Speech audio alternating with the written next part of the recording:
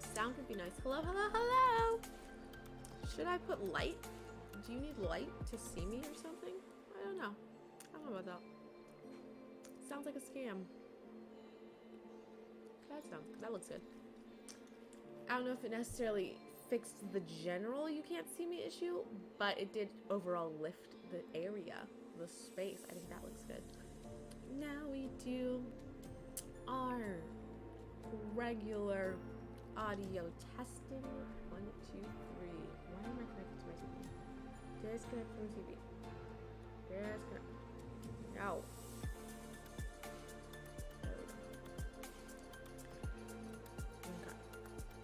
Okay. Oh god, this music is super loud. I'm gonna turn that down. That's very loud.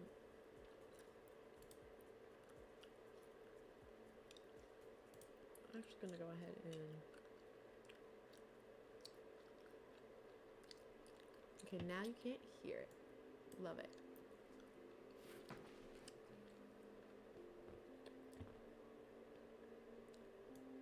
Balance. Does it exist?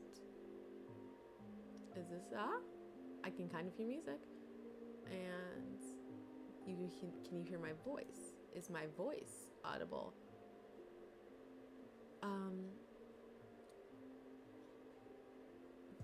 Is my voice doing the things? Is my voice above the music, and is the music just at vibey levels? That's the goal that we want. You know, honestly, I think we're pretty good. I think this is a good look for us. I think this is what we want. I think this is what we want. Cool. Okay. Let me just.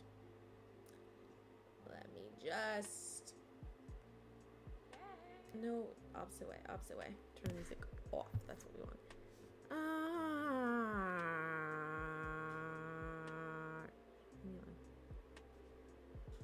Hi. Salutations, friends. My name is Brianna Sakiyama Bond, otherwise known as No Ordinary Scholar, and this is kind of a spoiler. I forgot to switch back to the first page of the little slide. So I guess you kind of already know how I rated this book. Highly, quite highly. That's fine. It's fine. We don't need to keep secrets from each other, but I do want you to really enjoy how amazing. Oh, that's not what I wanted to do. Cool. Well, that was smooth. It was smooth. Really want you to enjoy how this thumbnail. I think this thumbnail is fantastic. Yeah. There it is. Here we go. Let us do this. Ace of Spades. Ace of Spades. Oh my god. Let's actually set the scene here for a second. Set the scene. I had read before this book. I had a really shitty reading quarter after like quarter one. I had a really shitty reading quarter, had a lot of 1 stars, had the most DNFs in the first quarter, really even just February I had the most DNFs I've ever had in even any, compared to any year, any full year. So many DNFs. I didn't even have that many DNFs. I had 2 DNFs, but it felt like a lot. And I had several 1 stars. I had like 5 1 stars. So many 1 stars. I was reading a short story series, and I was not enjoying it at all. And so I got out of that, and I was like, okay, I'm gonna read this one book. I'm gonna read this book. This is a cute little book. It seems fun. It seems cool. We're gonna read it. Got a little bit of the way in, and I was like, oh my god, I think I'm gonna love this book. Let's add it to my 5-star draft. Shouldn't have done that. 1 star to that book. Oh my god. And then after that, I was destroyed, and I was like, I just want a good read. So I started Tristan Strong, because I was like, you know what? I just want a kid book. I just want a kid book to make me happy. And it was good. I liked it. It was fine. As I had started that book, I came across Ace of Spades, because I have like a folder on my Libby, my library app, that just shows like a bunch of books that I eventually want to read. Makes sense.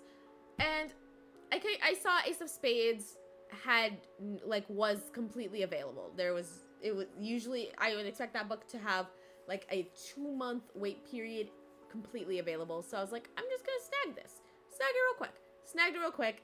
Ate it up. I ate this book up. Oh my god. Let me get water and then I'll describe the book to you.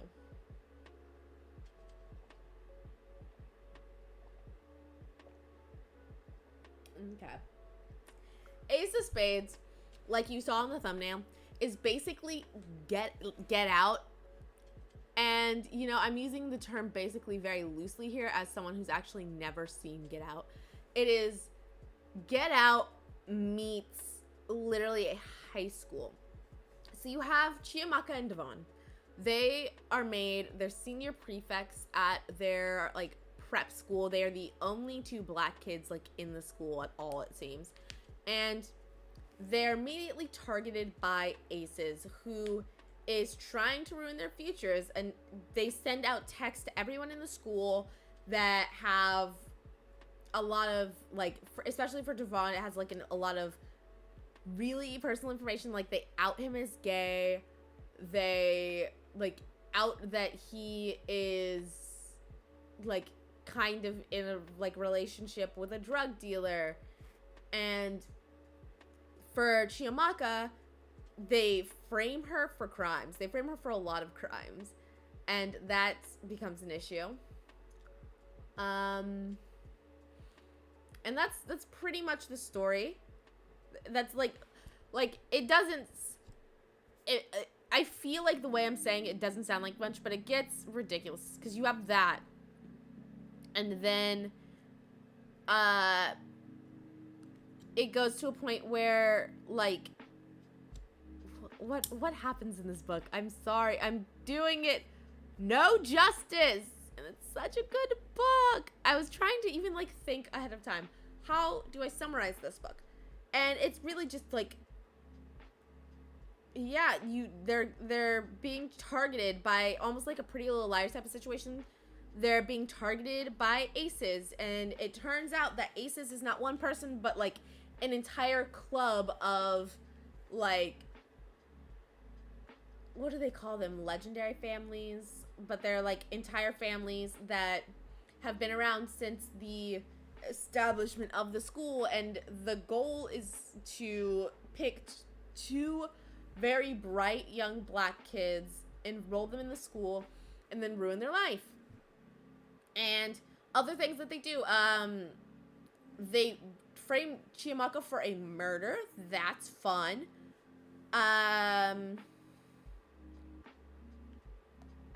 They have Devon. He has this, like, music teacher who, like, for the record, by the way, this is going to be a heavy spoiler review because there's just no way for me to describe this book without all of the fucking spoilers. So let's get into it. Now that we've agreed, spoilers. Oh my fucking god, Devon has this music teacher, and this music teacher is, like, the one person he, like, really trusts in this school. And the teacher is like, hey, you can skip some classes. I'll work it out with attendance so that way you can still get credits. No one really cares. And all that. He's lying.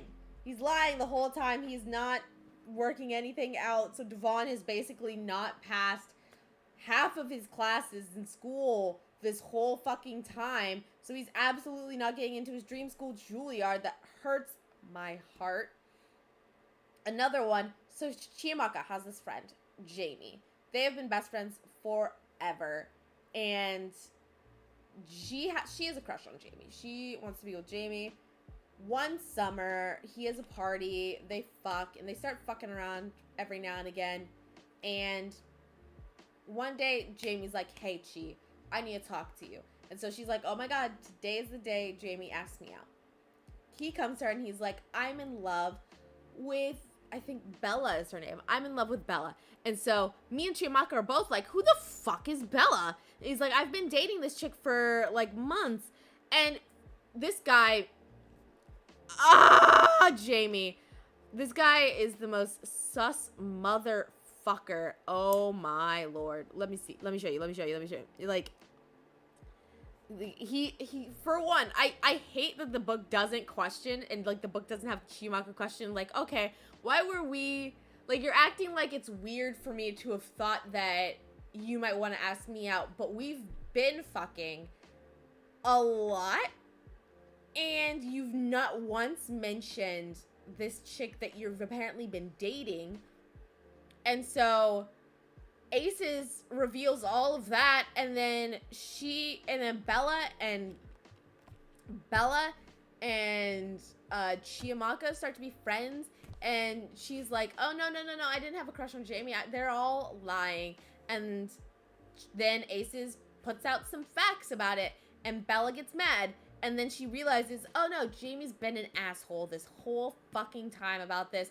But you know what, Chiyamaka, I was kind of using him to be your friend, and now we're friends. And so they start hanging out, and they start being friends, and then they get together, and they start dating, and they start kissing, and I think they fuck once.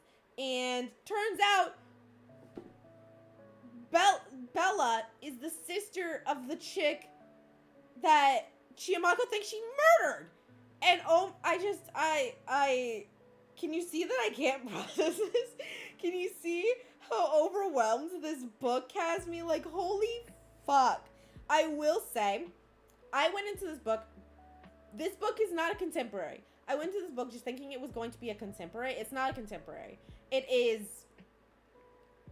dramatized. It is dramatized for the sake of story.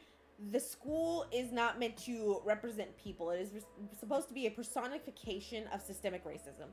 That is, of systemic racism, of shit like government flooding the cities with drugs to keep black people from getting out of poverty. Stuff like that. That is supposed to be a representation of that, or a personification of those aspects of our society. It is not supposed to be a one-to-one, hey, everyone has this motherfucker type of situation. It is, yeah. So that was definitely something I wasn't ready for going into this book. But once I, like, hit that point, I was able to, like, shift my perspective on the book so that way I could still enjoy it. And oh my god, did I enjoy it. The only, like, real criticism I have about this book, I think most of the things I have in this book are just me screaming about how good it is. I think the real criticism I have is when Chiyamaka and Devon they find out that there's this one computer that Aces is sending all their messages out from. And so their plan is to go to that computer at the time that Aces is usually there and sets to send the messages, and they want to catch them and stop them and get evidence so that way they can get out of trouble and stuff like that. And this is where they find out that it's a whole, like, secret society type of thing. Pretty much everyone they know is involved, and the schools, like, the school, it's a prep school. It has, like, a bunch of, like, words that, like,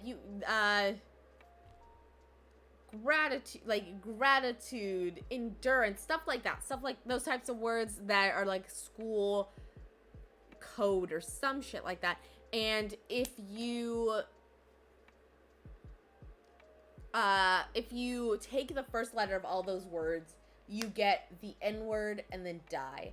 And that was so hammy. That was so, I don't want to say cheesy. Hammy is the word. I just feel like people these days don't know what hammy means, and I've been using it a lot. But it's so hammy the way it's just, like, something about N-word die.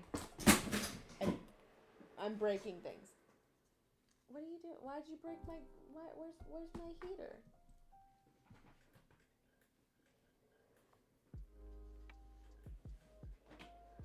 Like, something about that is just so hammy to me, where even if you would just switch the two words, it would have felt like a more natural sentence to me. But that's really, like, my only issue. My only, like, critique. I hate Jamie. Let's get the record straight. I hate Jamie. I also had a friendship where it wasn't romantic in any way, but the way they use some of the descriptions of this relationship between Chiamaka and Jamie, it feels like a personal attack for me. Like for instance, here's a quote. Still, I call him a friend because we've known each other forever, and the thought of being alone is much, much worse. Fuck you. You didn't need that. I didn't need that put onto words in front of me, okay? I did not need to see that with my eyes. With my eyes. Also, Jamie was sus from the fucking beginning, I will say.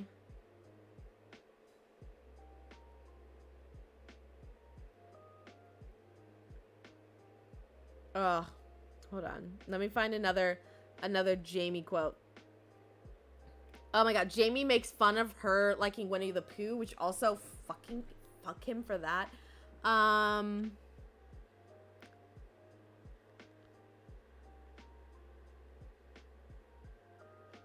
I guess I'm trying to hold on to my longest friendship, maybe despite the obvious cracks in it.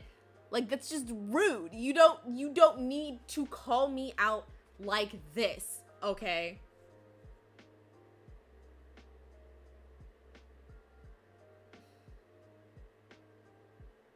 Oh, I have one other critique. We'll get into that, but let me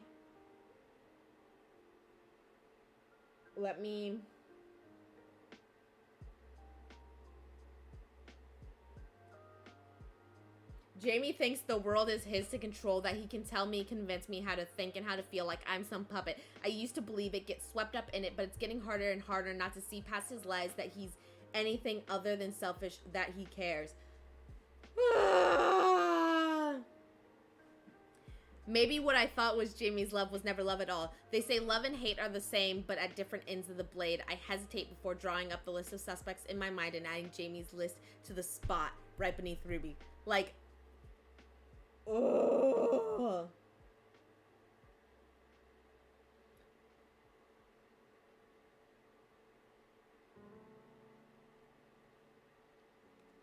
Jamie's a dickhead, she says. I don't know why my first instinct is to defend him, but admitting all that out loud makes me stop and think. I never really questioned whether Jamie doing bad things makes him a bad person. Everyone does bad things sometimes, makes poor choices. I know that more than anyone. He is, I say. Yes, he fucking is a dickhead.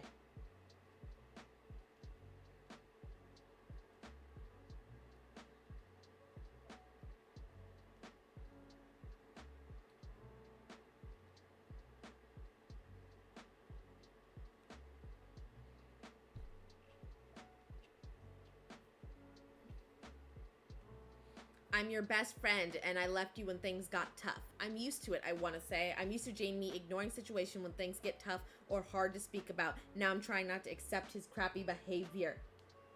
Oh, we're just, this is a therapy session now. This has turned into a book therapy session right now. Oh. A good friend would try and fix his relationship with her, but I don't have to be a good friend to someone who isn't one to me. Ugh.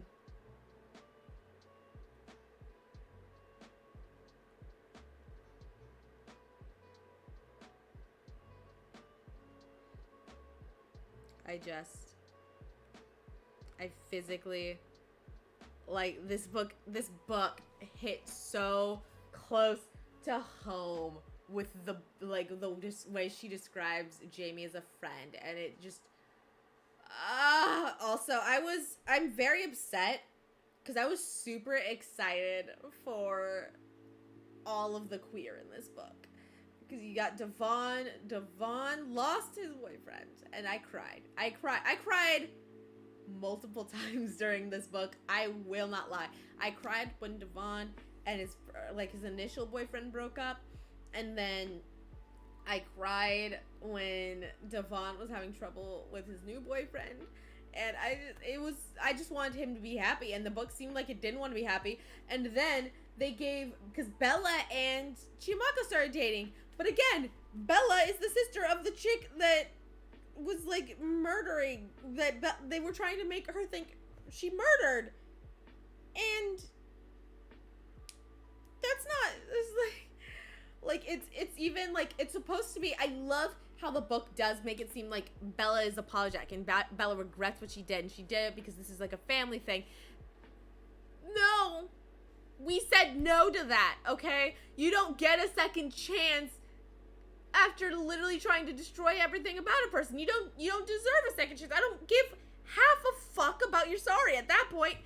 I appreciate the book did, like, have her, like, wanting to be apologetic and regretful, but, like, no, you've crossed way too many fucking lines for that, Bella. Oh my god. Also, I just like to say, we are really just Belle. Her name is just Belle. Her name is just Belle. I was gonna say, we've really kind of, like, balls to the wall it. We're sticking with Bella, even though I did not double check. Her name is actually just Belle, but it's close enough, I think.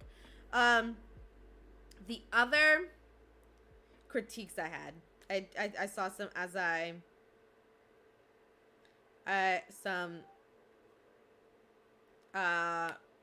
I was looking for all of my Jamie sucks quotes.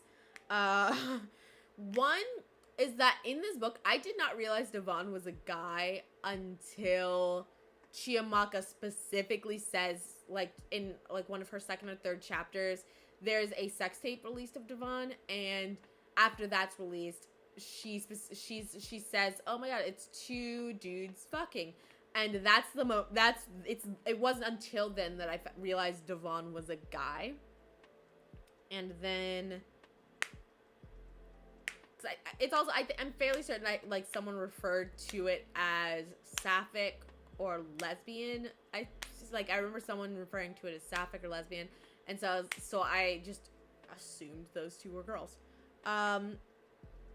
The other thing was, this book has a lot of, like, flashback sequences, and that's not a problem. It's the way we transition into them that's really a little overly clunky, especially because, like, I feel like for the most part, the way that they already go into it with every other line of text around the memory is enough to elicit that that's what's happening. And I read in an ebook. The dream sequences are a different font as well. So to have a line like, the memory clouds my brain and stuff like that constantly, like, it felt a little overly clunky and not needed, with the rest of the picture already being well painted for us.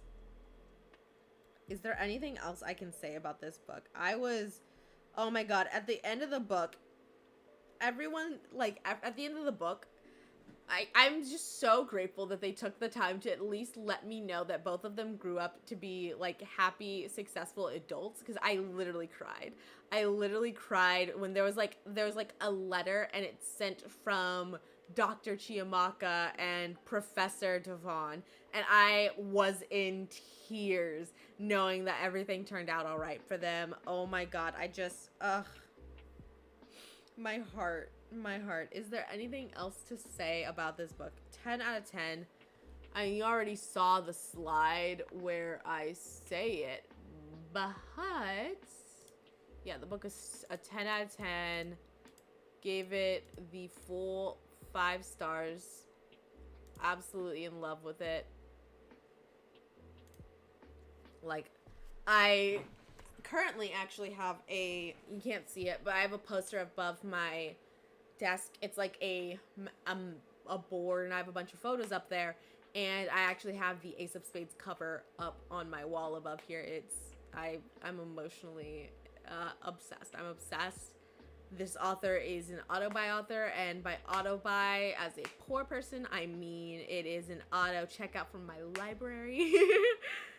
But yeah, I'm absolutely obsessed with this book. It brought out so many emotions, and there were so many points where, like, the reason why in the thumbnail of this video it was like, you can't trust white people. Like, every single white person was just shit. Every single white person was just shit. And, like, there was a part of me that's like, god damn it, I should have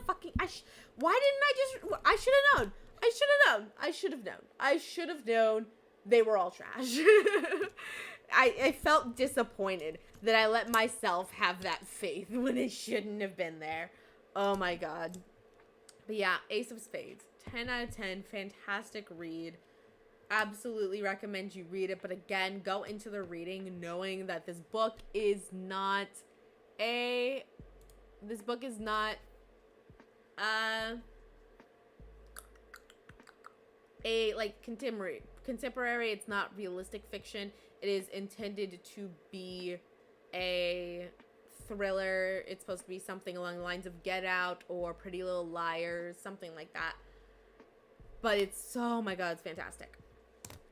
Reading going forward, the next book I'm going to stream is You Truly Assumed by Leila Sabrin. That is going to be the next book that I plan on streaming. I'm not sure. I am currently reading a book that I guess I can that I can do a stream for it. I added in the book Clap When You Land. That's going to be after You Truly Assumed. And that is those are the books, like the book that I am currently working on putting together notes for so I'll have them for my stream, and then the book that I am actively reading right now, so You Truly Assumed, and then Clap When You Land. And yeah, that'll be our future streams. I will probably, hopefully, get around to doing like another progress report stream so we can do like a proper update of my book reading, as well as some other stuff, some apps and programs for writing stuff. That'd be cool. But yeah, that's basically all I have for you guys right now. Thank you so much for watching, and until next time, valedictions, friends.